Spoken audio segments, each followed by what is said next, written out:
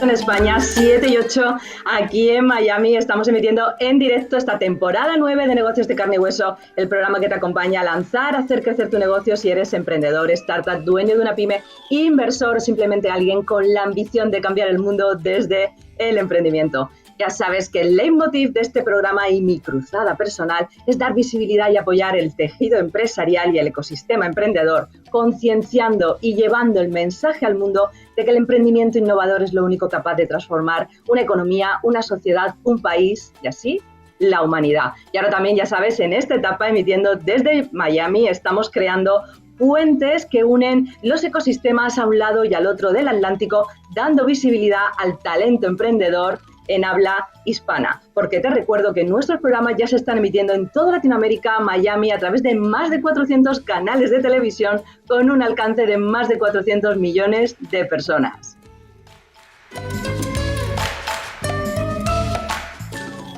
Y como siempre te traigo un programa cargado de propósito, de expansión, de visión global. Te presento ya a los invitados que nos van a acompañar. Vamos a empezar por todo lo alto con Juan Bravo Baena, vicesecretario general de Economía del Partido Popular. Con él hablaremos sin filtros de la situación económica, fiscalidad, trabas para emprender y de mucho más. Después cruzamos el charco con nuestra abogada de cabecera en Miami, Sofía Yagüe, socia de Nest Legal, quien continúa desgranando las claves legales y fiscales para montar tu empresa en Estados Unidos sin cometer errores. En la parte más humana e inspiradora del programa nos acompaña Lola Fernández Ochoa, presidenta de la Fundación Blanca, con un mensaje valiente y necesario. No hay éxito sin salud mental. Y abrimos hoy un nuevo espacio, Inversiones Alternativas 3.0, de la mano de Fernando Ors, presidente de Rental y autor del bestseller Impacto 3.0. Y como siempre, cerramos con el consejo de financiación de Miguel Moneo, inversor y experto en financiación pública y privada. Ya lo ves, política económica, internacionalización, salud mental, inversiones del futuro, todo en un solo programa. No te lo pierdas, ponte cómodo porque ahora sí, comenzamos.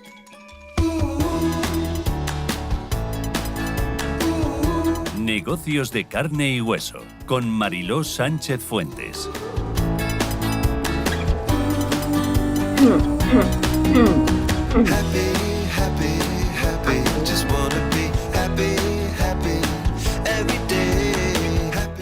Pues happy, como siempre, comenzamos y por todo lo alto con una de las voces más influyentes en el panorama económico y político actual. Si eres emprendedor, empresario, dueño de una pyme, autónomo, inversor, sabes que muchas veces no es la idea, ni el mercado, ni el talento lo que frena tu crecimiento, sino el entorno económico, la presión fiscal, la maraña normativa y sobre todo la incertidumbre política, y de eso sabemos ya un poquito. Hoy tenemos con nosotros a alguien que conoce a fondo los retos del tejido productivo español, que está marcando la agenda económica desde la oposición. Con él vamos a hablar de lo que de verdad nos importa en negocios de carne y hueso, cómo mejorar el entorno para emprender, escalar, crecer con nuestras empresas, invertir en España. Así es que saludamos ya a Juan Bravo Baena, vicesecretario general de Economía del Partido Popular. Muy buenas, Juan.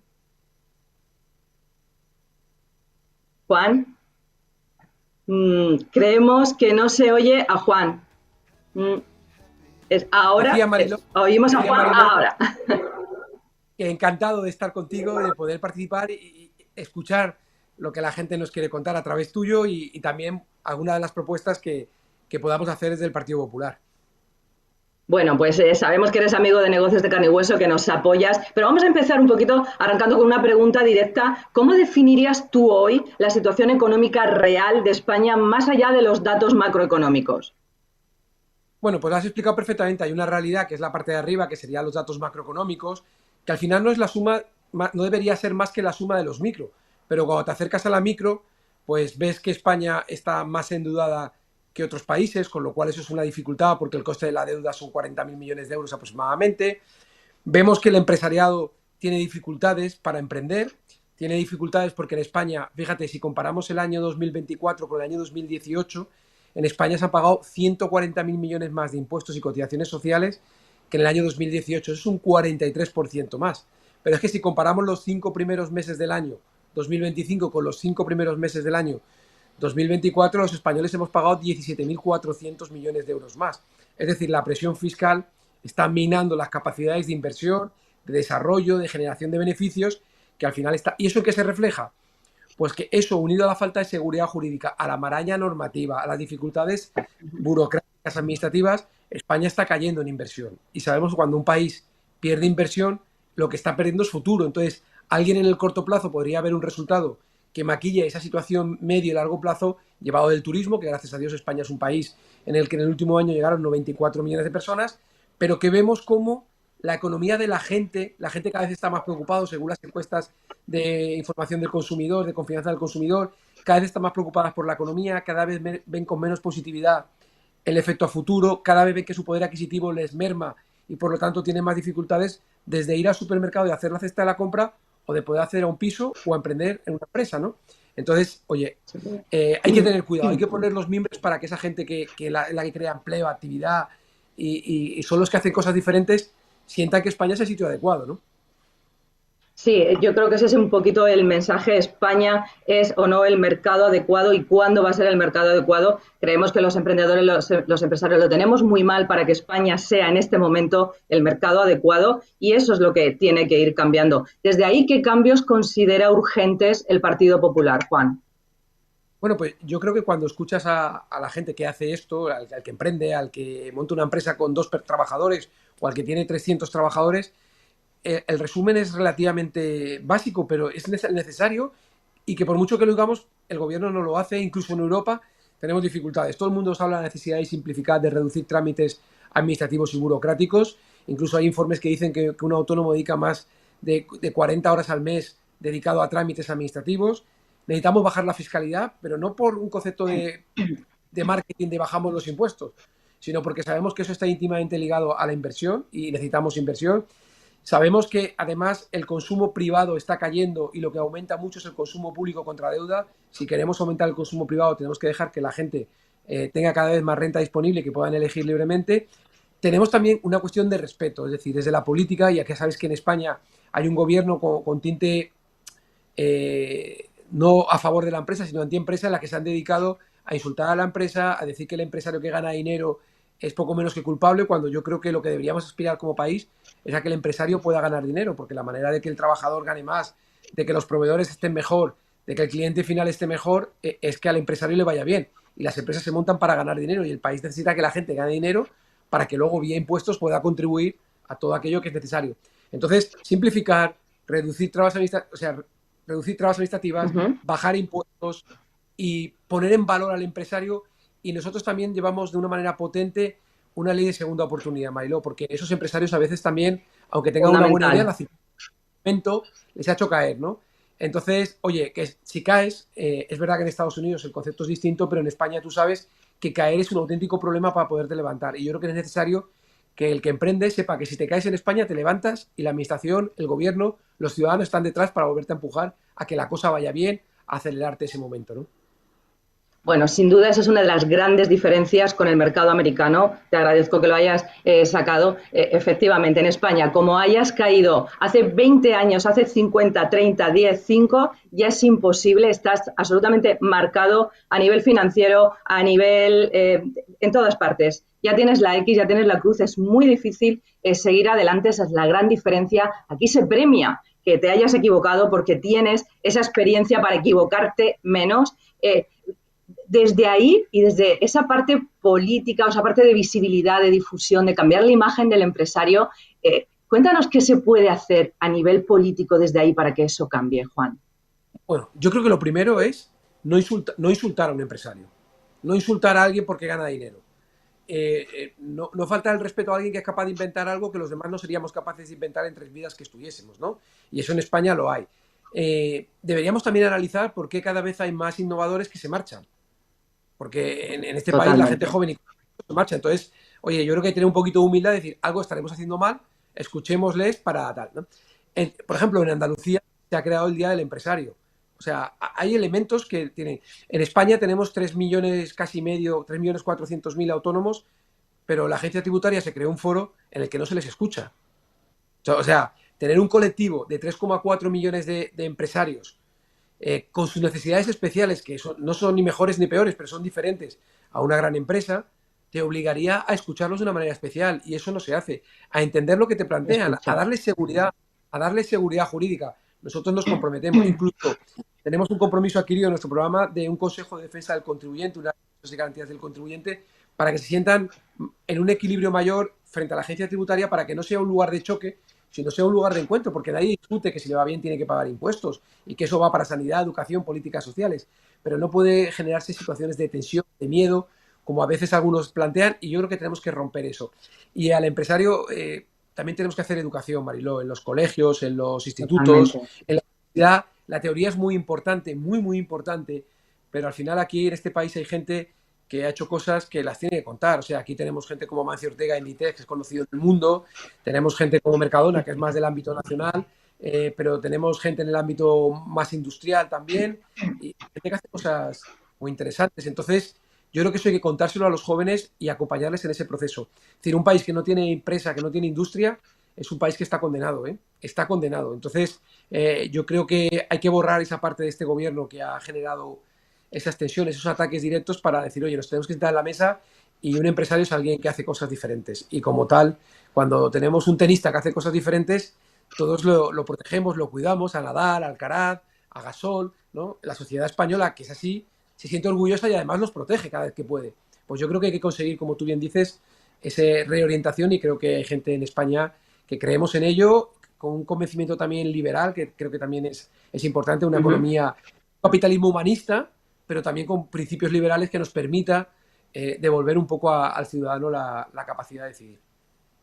Has dado un montón de claves, de frases que de ahí vamos a sacar clips virales. El Día del Empresario debería ser, evidentemente, un día de fiesta nacional. No de fiesta, porque no podemos permitirnos para un día, pero sí tener nuestro día.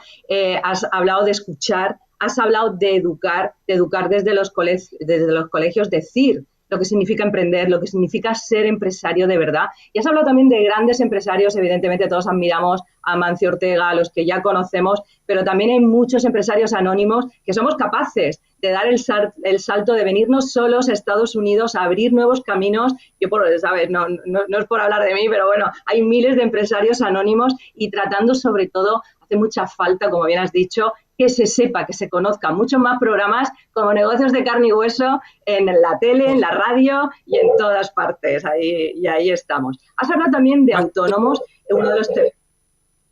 No, te decía, Mariló, que tú piensas que además esas grandes empresas han sido mini pymes, como tú bien dices. Exacto. Es decir, gente como tú que da el salto, que ahora es capaz de comunicar a 400 millones de personas.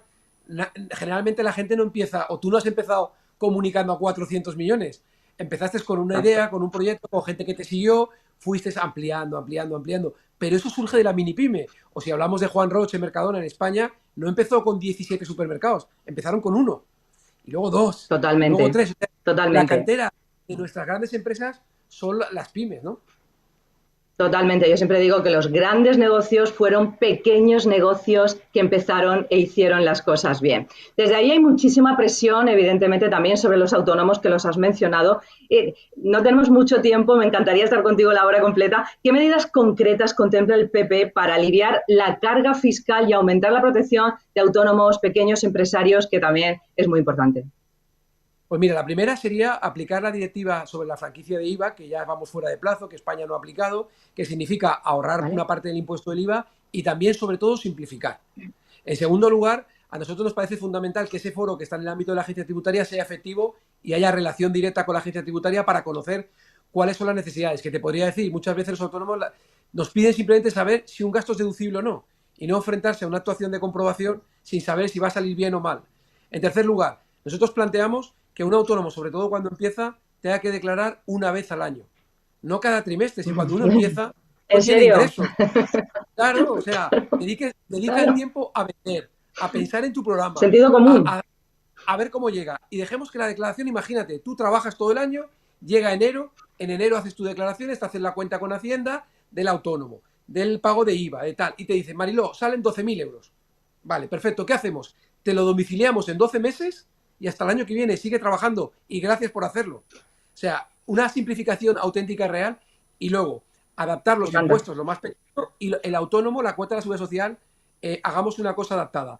Un autónomo no es un trabajador solo. El trabajador es un trabajador y el autónomo es un trabajador que se lleva problemas a su casa por la mañana, por la tarde, por la noche, fin de semana. Entonces, démosle un trato especial para que haya muchos autónomos en España, porque eso nos aseguraría una potencia infinita, ¿no? Bueno, me encantan las medidas, desde luego hay corazoncitos, estarían saliendo ahora mismo de la emisión. Si estás mañana en el gobierno, en el ministerio que sea, el de Economía, el de Hacienda, el que sea, te queremos ahí, desde luego, ¿cuál sería tu primera medida en favor de emprendedores, pymes y autónomos españoles, Juan? Bueno, yo creo que ellos nos piden, o sea, tendríamos que hacer dos. La primera es el tema de la fiscalidad y el segundo tema, la reducción y simplificación de trabas administrativas y burocráticas. Nosotros llevamos meses reuniéndonos, tenemos un listado, pero no vale con hacer un listado. Tienen que sentir los autónomos que en el primero, segundo, tercer Consejo de Ministros del presidente Feijóo llevan medidas concretas para ellos, que se sientan que lo que han trabajado, lo que nos han aportado, se escucha. Oye, si habéis dicho que solamente se declara una vez al año, que la gente vea que eso se hace de verdad. Entonces, simplificar y reducir y la fiscalidad. Yo creo que esas son las dos principales y a partir de ahí, repito, cada vez que hablemos con empresarios, darle las gracias. Me parece fundamental darle las gracias a la gente que se juega su pasta para que los demás vivamos mejor. Y recordando a un presidente latinoamericano, no olvidar, como él dice, que una empresa es un benefactor social, porque o es capaz de vender el mejor producto al mejor precio o desaparece. Fíjate, el mejor precio, el mejor producto al mejor precio o desaparece. Quiere decir que ese empresario se presenta a elecciones cada día, se presenta a la elección de su cliente. Los políticos cada 4, pero vosotros, tú te presentas cada día. Si hoy fallas, mañana tiene consecuencias. Con lo cual, oiga, gente que hace eso, son héroes, pequeños héroes. Somos los héroes. Sí. Somos los héroes del mundo moderno, los héroes del siglo XXI. Gracias, Juan, has dicho de dar las gracias cada día a los empresarios. Hoy te damos las gracias a ti por estar tan conectado con nosotros, por unirte a nuestros micrófonos cada vez que te lo pedimos. Así es que muchas gracias de nuevo y te espero por el programa muy prontito. Gracias, Juan Bravo, vicesecretario general de Economía del Partido Popular. Muchas gracias, Mariló. Enhorabuena por lo que estás haciendo, que las generaciones futuras te aseguro te lo agradecen. Eso espero. Gracias, Juan. Vámonos a Madrid. Vámonos a Madrid. Saludamos a nuestros invitados en el estudio de Radio Intereconomía. Tenemos ahí a Miguel, tenemos a Blanca. Vamos a hablar con vosotros en unos minutos. Hola, hola. ¿Cómo está todo por ahí, chicos? Buenas tardes. Buenos días, Mariló. Miguel. Hola, ¿qué tal? Encantada Buenos de estar días. Aquí. Hola, Blanca. Hola, Miguel. Vamos a hablar en unos minutos con vosotros, pero hemos empezado por todo lo alto, uniendo fuerzas, empresarios y emprendedores, ¿verdad, Miguel? Claro que sí, Mariló. Aquí estábamos Lola y yo escuchando a Juan Bravo y la verdad es que a mí me han entrado ganas prácticamente de llorar cuando ha dicho lo de una sola vez al año. La cantidad de clientes, pymes, empresarios pequeñitos con los que trabajo y que todas esas trabas burocráticas que ha mencionado Juan y la cantidad de chavales jóvenes, innovadores que me dicen, no, es que yo estoy en Letonia, es que yo me he ido a otro sitio, es que... Entonces, claro, todo eso es que es verdad. Es que lo que ha contado es el fiel reflejo de lo que yo hablo todos los días con las pymes. Totalmente. Eso son cosas necesarias. Bueno, volvemos a Madrid en un momento, pues ahora nos vamos a Miami, ya sabemos que estamos a toda velocidad, puente Madrid, Miami, España, el mundo, porque en negocios de carne y hueso, ya saben, lo repetimos cada día. Si estás emprendiendo, tienes que pensar en global desde el principio. Hoy más que nunca, internacionalizar tu negocio ya no es una opción, es una necesidad para crecer, escalar, protegerte frente a esa incertidumbre. Y hace unos días hablábamos con Sofía Yagüe, socia del despacho internacional Nest Legal en Miami y abogada experta en startups, fondos de inversión, transacciones corporativas. Hablábamos sobre las diferencias clave entre montar una empresa en Estados Unidos y hacerlo en España. Así es que vamos a seguir resolviendo dudas con Sofía. Hola, Sofía Yagüe, bienvenida de nuevo. ¿Qué tal? Buenos días. Encantada de tenerte aquí de nuevo, sé perfectamente. Bueno, nos encantó las píldoras, las claves que nos diste hace unos días en tu última intervención. Vimos que constituir una empresa en Estados Unidos es mucho más sencillo que en España, pero queremos seguir aprendiendo. ¿Qué pasa después? ¿Qué obligaciones legales y fiscales comienzan tras el registro de la empresa? Sí, perfecto. Sí, ojalá que con estos pequeños espacios, pues poquito a poco podamos ir dando consejos que al final pues puedan ayudar a los emprendedores españoles, ¿no? Bueno, como tú bien dices, ¿no? En el programa anterior pues hablamos un poquito de que es verdad que en Estados Unidos es bastante más sencillo y hay menos trabas burocráticas, como mencionabais justo en la intervención anterior. En cuanto al mantenimiento, obligaciones cualquier empresario tiene en Estados Unidos una vez que ya tienes la empresa creada. La verdad que son también relativamente fáciles y sencillas. Hay como dos tipos de obligaciones realmente. Obligaciones desde el punto de vista legal y corporativo, es decir, para mantener tu compañía válida y vigente aquí en Estados Unidos, lo que se llama en good standing. Eso es simplemente un pago anual que se hace a la Secretaría de Estado. Y luego en algunos estados también hay que mantener un agente registrado, en algunos estados sí que es un requerimiento. Y luego, pues el mantenimiento tributario, ¿no? Es decir, hay obligaciones con el IRS. Para eso, pues lo que hay que hacer es contratar aquí en Estados Unidos lo que sería el equivalente a un gestor en España, ¿no? Que se llama el CPA, el contador público. Y esa es la persona que te va a ayudar a presentar todas las declaraciones y formularios ante el IRS, ¿no? Esas son como las dos grandes áreas de. ¿Y cómo es la presentación de impuestos aquí? Como nos decía antes Juan Bravo, ¿es trimestral, es anual? ¿Cómo es esa presentación de impuestos? Depende, o sea, depende claro, de cada compañía, del tipo de formularios, de declaraciones que tengan que presentar. La verdad que, sí, tampoco podría como realmente generalizar, pero no sí, hay un único. Es similar a España en el sentido de que el impuesto, el corporate tax, ¿no? El impuesto al impuesto de sociedades es una vez al año, dependiendo del tipo de compañía que tengas, el plazo es distinto, ¿no? No es el mismo para las corporaciones o para las LLCs, que es algo que también podemos conversar un poquito más en detalle. Claro. Pero con un buen contador eso no se te pasa ningún. Es fácil, evidentemente. Un buen contador, un buen abogado que te acompañe, siempre lo decimos. Has hablado de LLCs, C Corp, IS Corp, son los distintos tipos de sociedades aquí en Estados Unidos. En España estamos acostumbrados SLs, SA. ¿Cuál es la estructura más recomendable para una startup, por ejemplo, con ambición global? Mira, de nuevo, es un tema que podríamos, por supuesto, hilar muy fino y entrar en mucho nivel de detalle, así que voy a intentar dar como la recomendación más general, ¿no? Porque no es lo mismo, claro, yo tengo clientes que buscan levantar capital en los Estados Unidos, es decir, hacer rondas de financiación, y para eso, por lo general, lo que tenemos que hacer es crear una matriz en los Estados Unidos, es decir, lo que se conoce como una holding, para que los inversores americanos también se sientan cómodos y puedan invertir. No siempre eso es necesario, porque es verdad que hay empresas españolas que traen ya mucho un track record, que ya tienen varias rondas de inversión en España y no siempre es obligatorio, pero sobre todo cuando estás en la etapa inicial y el inversor americano es uno de los primeros en entrar en el capital social de la empresa, sí que suelen pedir o preferir que la empresa esté en Estados Unidos. Pero en otros casos, la empresa no busca tanto el levantamiento de capital, sino abrir operaciones en los Estados Unidos, empezar a comercializar sus productos, sus servicios. Entonces, ahí muchas veces basta con crear una subsidiaria de la empresa española, ¿no? Depende un poquito de cuál sea el objetivo. Bueno, en definitiva también saber si todo el mundo habla de constituye una LLC en Estados Unidos. Bueno, hay otro tipo de sociedades, hay que ver cuál es la más recomendable para ti, la C Corp, la S Corp, y como dice Sofía, en función de las necesidades que vayas a tener en este país. Una vez que tienes la empresa, necesitas abrir, evidentemente, una cuenta bancaria aquí en Estados Unidos. ¿Cómo de fácil o de difícil es para un extranjero sin residencia abrir una cuenta bancaria? Porque en España es un Cristo abrir una cuenta bancaria en este momento. Es un tema que solía ser muy, muy, muy complicado. Es decir, hace unos años los clientes extranjeros sí que tenían que venir donde sea, a Miami, a Nueva York, al estado que sea, y presencialmente, ¿no? Sentarse con el banquero y presentarle los documentos y ahí, pues, Nunca ha sido la cuenta más fácil, la del extranjero, pero bueno, generalmente en uno u otro banco se podía lograr.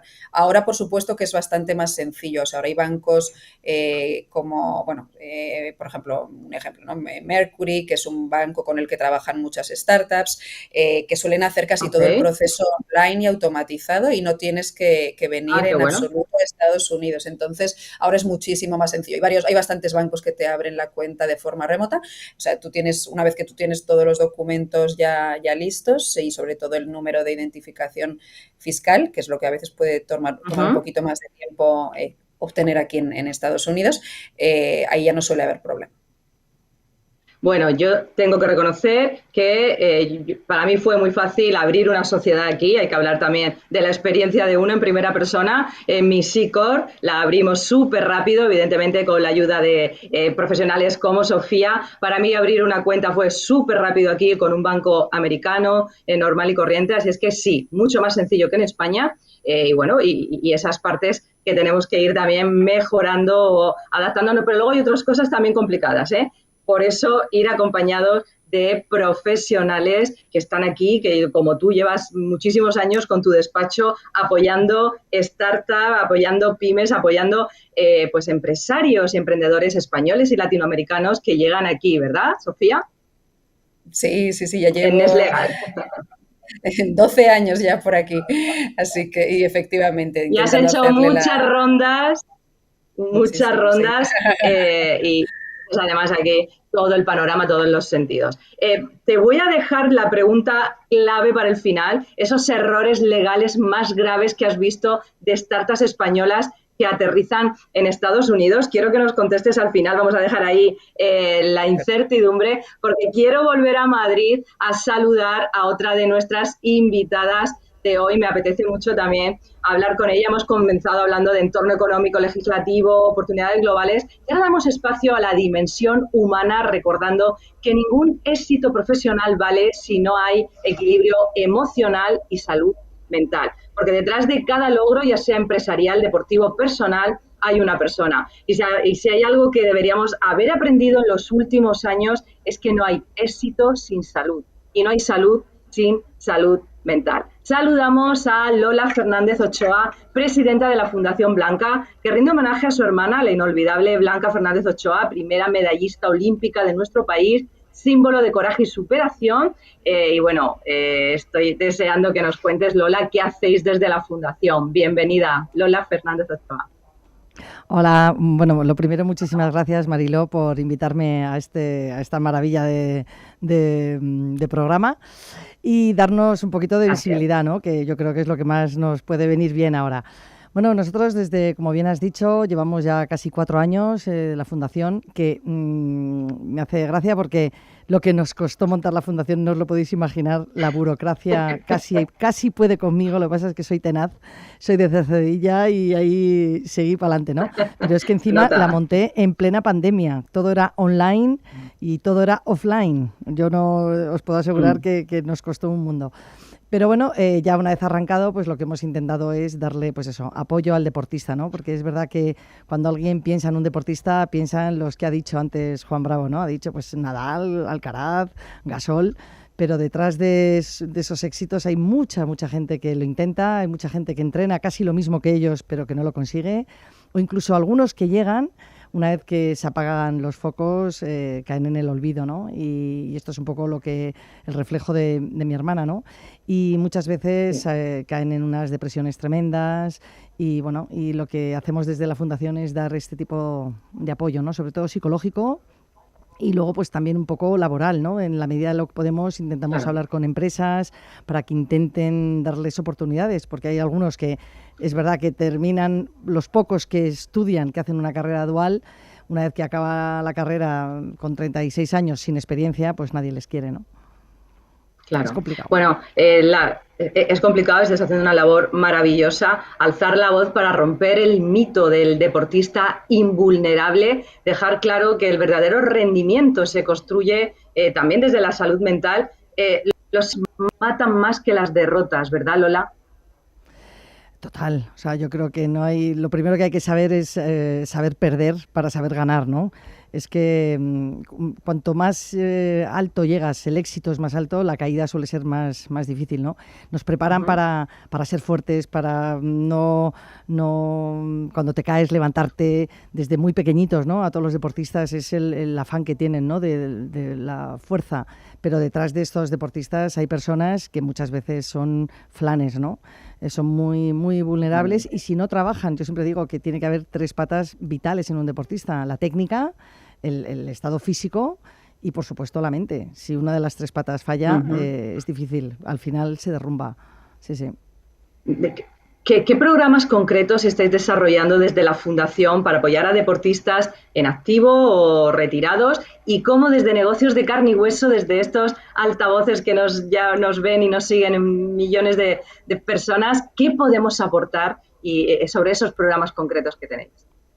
Bueno, nosotros lo que estamos intentando es eso, es dar sobre todo visibilidad de algo tan importante, intentar normalizar y concienciar no solo a los deportistas, sino a la sociedad de eso, de tener una mente sana, de cuidar tu mente. O sea, no podemos, hay muchos indicadores que nos dicen cuando empiezas a estar mal, cuando contestas mal a un compañero, cuando no te apetece ir a trabajar, no te apetece socializar, comes mucho, comes poco, duermes mal. O sea, esos indicadores son, hombre, alguna vez puedes tener una semana de mucho estrés, ¿no? Pero si esto es continuado, ahí hay que tomar medida. Hay que tomar medida y que se normalice, que no pasa nada. Igual que dices que vas al traumatólogo porque te duele un tobillo, pues que digas, tengo hora con el psicólogo y que no sea, ¿qué te pasa? ¿Estás mal? Tal. O sea, que rompamos los tabús, ¿no? Entonces, yo creo que lo primero es darle visibilidad a algo tan importante y darle normalidad. Eso para nosotros es fundamental. Como la salud mental. La salud mental es clave. Y es verdad que a través del deporte llegamos mucho más fácil a la sociedad. Nosotros estamos haciendo muchos programas muy, muy concretos a deportistas. Es verdad que les damos talleres de que cuiden su mente y que preparen su retirada, aunque cuando están en activo es cuando hay que hacer estos talleres. Porque, claro, muchos de ellos te llaman el día que se han retirado y que ahora qué hago con mi vida, ¿no? Entonces, lo que estamos intentando es concienciar a los deportistas que tengan un plan B. Porque el plan A es muy corto, o sea, la vida del deportista es muy, muy efímera, ¿no? Y entonces es verdad que luego con muchos deportistas lo que hemos hecho ha sido hacer talleres y hacer charlas y que nos hemos dado cuenta que llegan muchísimo más fácil a la sociedad, muchísimo más fácil que te lo cuente un deportista al que admiras y dice que ha ido al psicólogo y que gracias a estos... Claro, entonces para nosotros que salgan declaraciones como Ricky Rubio, como Morata, como Iniesta, que diciendo que han ido al psicólogo, creo que es la mejor publicidad que le pueden dar a cualquier persona que está desde el sillón de su casa y ve a su Iniesta al gol de oro, decir que él ha necesitado ayuda y que la ha pedido y que gracias a eso está bien, ¿no? Yo creo que eso es... Los deportistas son grandes embajadores de la salud mental. Bueno, pues ahí invitamos también a que se sigan sumando a estos mensajes para seguir concienciando, es un poco lo que podemos hacer. En el ecosistema emprendedor yo creo que pasa algo muy similar, se romantiza un poquito la resiliencia, pero se ignora muchísimo el desgaste emocional. ¿Qué paralelismos ves ahí entre el alto rendimiento deportivo y el emprendimiento, Lola? Es que son iguales, es que, bueno, Miguel lo sabe que yo me doy una charla.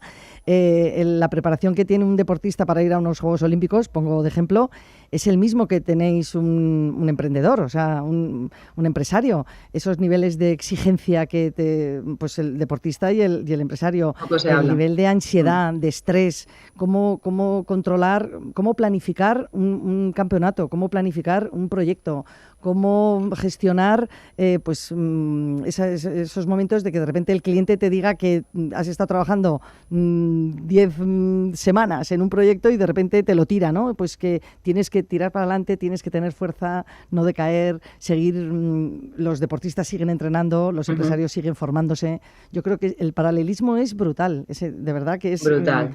Es brutal. Cada vez que vamos con un deportista a dar estas charlas, que vamos mucho a empresas, siempre llevamos a un deportista, intentamos que sea un deportista de élite, para que él cuente, pues eso, cómo entrenaba y cómo, es que la empresa es que es lo mismo.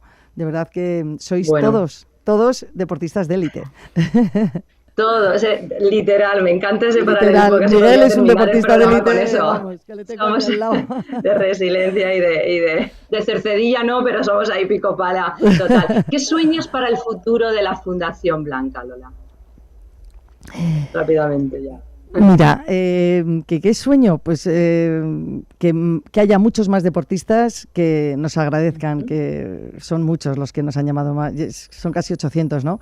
Y cada vez que un deportista me dice, joder, me habéis salvado la vida o me habéis ayudado a tirar para adelante, Maravilla. Yo siempre les digo que no soy yo, que es mi hermana Blanca, y que pues ojalá sigan, la fundación siga pudiendo ayudar a muchos de ellos, porque creo que es el mejor legado que puede dejar mi hermana y bueno, y es una manera de que me levanto todas las mañanas con una sonrisa maravillosa porque sé que voy a ayudar a mucha gente y cuando haces cosas por los demás, de verdad que te sientes fenomenal. Así que sueño con que ¡Qué la fundación maravilla!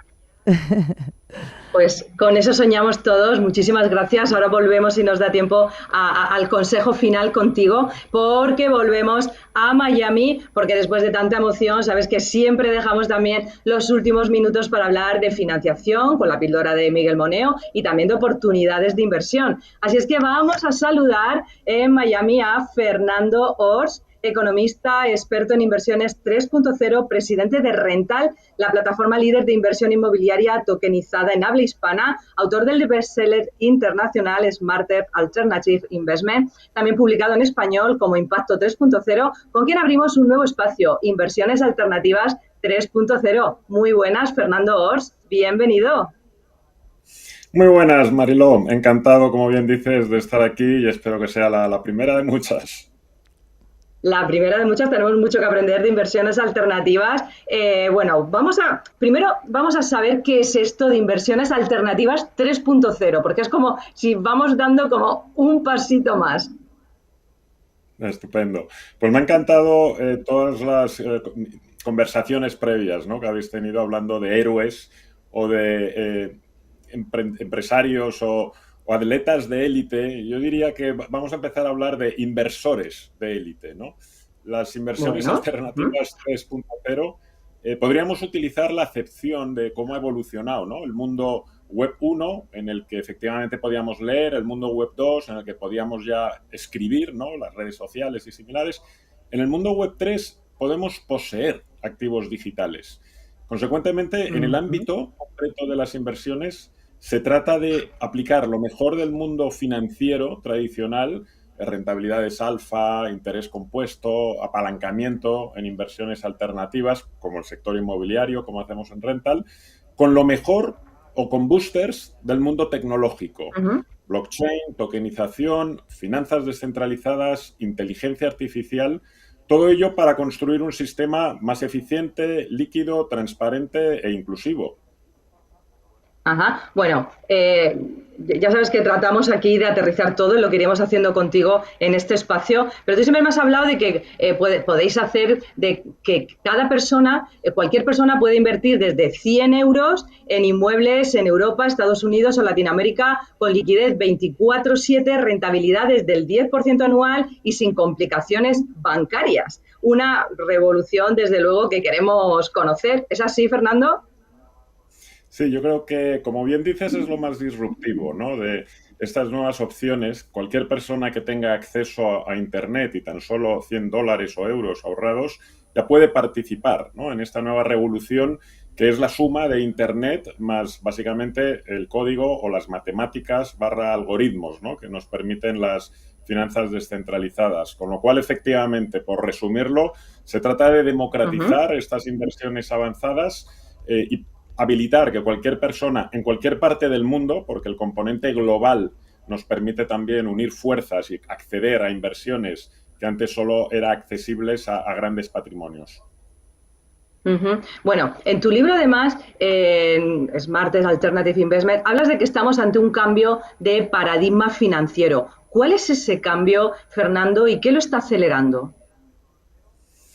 Bueno, efectivamente, a ver, hay una disrupción financiera en el sistema bancario y básicamente es porque estamos pasando de un modelo centralizado, elitista, costoso. Tengamos en cuenta que, por ejemplo, un banco típico, más del 30% de su P&L o de sus ingresos tienen que destinarse, ¿no?, a grandes oficinas, a rascacielos, es decir, hay una serie de gastos, más allá de toda la burocracia que también hemos estado comentando a lo largo del programa de hoy, ¿no? Pero todos esos lastres del mundo TradFi, ¿no?, del mundo tradicional, están evolucionando a uno más descentralizado, transparente, meritocrático, en el sentido de que todos esos gastos, ese 30% de gastos operativos que se estaban yendo o se siguen yendo a grandes oficinas, grandes sucursales, se van repartiendo precisamente en esta nueva aldea global o digital entre todos los stakeholders, ¿no? Con la combinación de tokenización, finanzas descentralizadas e inteligencia artificial hace que estemos entrando en un nuevo ecosistema en el que, al menos, si no libertad, yo diría que está facilitando mucha mayor tranquilidad financiera. Bueno, desde Rental vosotros mostráis rentabilidades de entre el 10, el 13% anual, incluso en entornos recesivos. ¿Cómo lo conseguís? ¿Qué garantías ofrecéis? ¿Y cuáles serían esos 3 grandes beneficios de invertir a través de una plataforma como Rental, Fernando? Pues efectivamente, a la gente que lleva poco tiempo en el mundo del real estate profesional, ¿no?, porque la gente estamos acostumbrados a ver las rentabilidades que podemos conseguir como usuarios, digamos, retail, ¿no? Pues metiéndonos en páginas como, ya que estás aquí, Realtor, Zillow, pero también puede ser Idealista.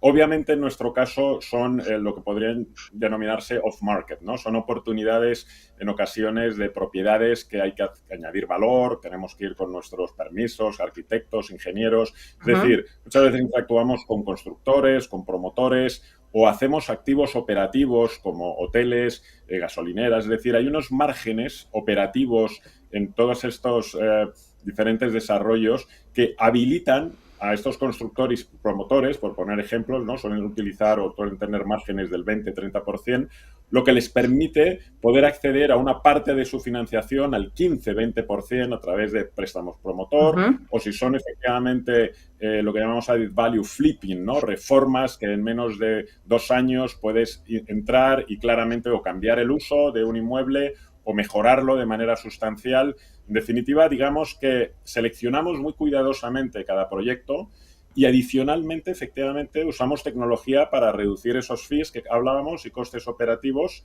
y en ocasiones optimizamos fiscalmente las inversiones, ¿no? Con lo cual, si a eso le unimos el ecosistema Web3 permite acceder a estatus meritocráticos, ¿no?, que habilita plusvalías adicionales y, además, todos los mecanismos de interés compuesto y apalancamiento financiero.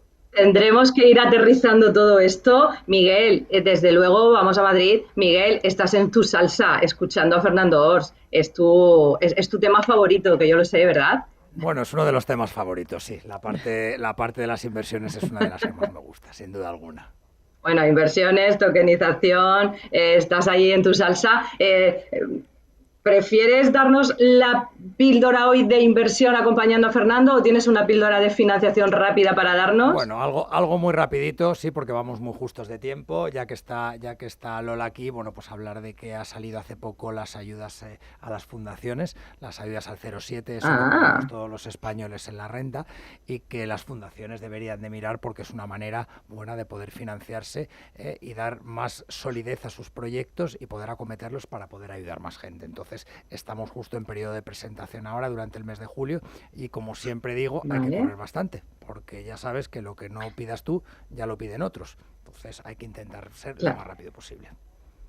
Entonces, ayudas públicas, ayudas europeas, entiendo, mira, no me da tiempo a preguntarle eso a Juan, de los fondos Next Generation y todo esto, ayudas para fundaciones españolas. Sí, para fundaciones, correcto, acaba de salir hace poquito, son las que tenemos en el 0,7, esa casilla que rellenamos todos en Hacienda todos los años, pues ese es el presupuesto que hay este año, correcto.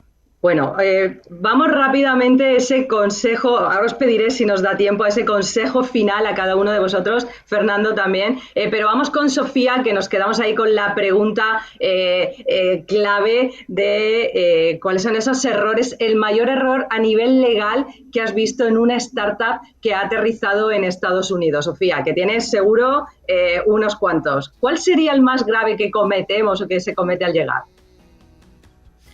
Bueno, mira, errores fácilmente evitables y que más que nada, o sea, pueden salir caros a futuro, ¿no? Es cosas importantes que a veces el hecho de que no haya esas trabas burocráticas, que todo parezca súper sencillo, por ejemplo, en lo que es crear una compañía, hace que mucha gente lo haga de una forma medio impulsiva o basado quizás en el consejo de no de profesionales, sino de conocidos, ¿no? De, oye, entra aquí, la creas, a veces hasta por internet o tú mismo, y eso a veces lo que nos lleva es a no analizar correctamente la estructura ideal para nosotros y luego tener que hacer cambios, que eso sí que va a salir bastante más caro, ¿no?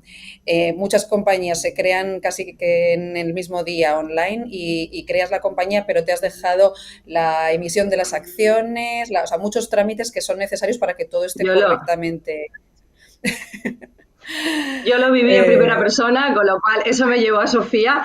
Para que no le pase a otros, constituir la sociedad, hay que emitir luego los millones de acciones que hay que emitir, con lo cual eso se puede evitar desde el principio. Gracias, Sofía, por ese consejo. 20 segundos, Fernando, para tu consejo final, un único para inversores que quieren tomar las mejores decisiones y generar impacto positivo. Rápidamente, 20 segundos. Bueno, pues yo traería a colación, como decía Jeff Bezos, sobre el e-commerce en los 90, que no es una moda, es una ola que va a transformar todo.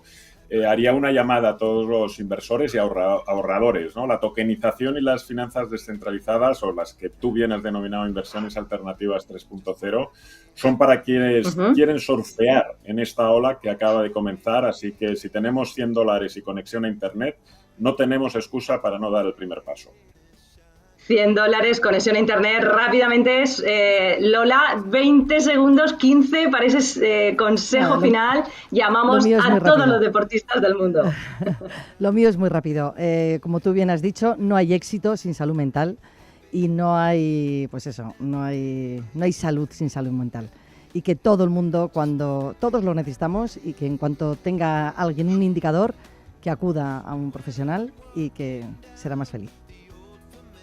No hay éxito sin salud mental, casi con eso podríamos cerrar el programa, pero yo me quedo con que vivimos en un mundo que cambia más rápido que nunca. Ante ese cambio solo hay dos opciones: adaptarte o liderarlo. Si eres emprendedor, inversor, profesional o simplemente alguien con una idea y muchas ganas, no esperes a que las condiciones sean perfectas, no esperes al permiso de nadie, no esperes a tenerlo todo claro, porque el mundo nunca estuvo diseñado para los que esperan, sino para los que se atreven. Así es que ya sabes, aún sin garantías, estás ahí para dar el salto. Esto es Negocios de Carne y Hueso. Yo soy Mariló Sánchez Fuentes, rescatadora de almas emprendedoras y empresaria de carne y hueso como tú. Síguenos en nuestro canal de YouTube, Spotify, redes sociales, únete a mi comunidad y sigamos soñando y construyendo juntos el futuro. Gracias por estar ahí. Bye.